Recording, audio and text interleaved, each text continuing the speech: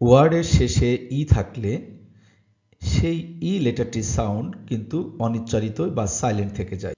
তো চলুন এখন আমরা দেখি এই সকল শব্দগুলো কিভাবে উচ্চারণ করতে হয়। Tail, clue, bake, test, fest, get, date, হেট।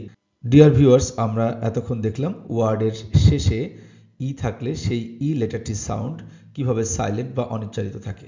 সাইলেন্ট বা অনুচ্চারিত থাকে ঠিকই, কিন্তু এই ই লেটারটি শেষে বসার কারণে সেই ওয়ার্ডটিকে বা শব্দটিকে একটু টেনে বলতে হয়। যেমন ধরুন HID, এখানে কিন্তু কোনো ই নেই, এটাকেও পড়তে হবে হিট, কিন্তু ই বসার কারণে দেখুন, খেয়াল করুন, এটাকে পড়তে হয় হাইড।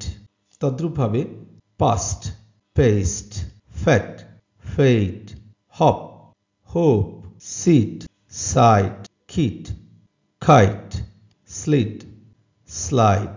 আশা করি বুঝতে পেরেছেন। ধন্যবাদ। Like, comments and subscribe please.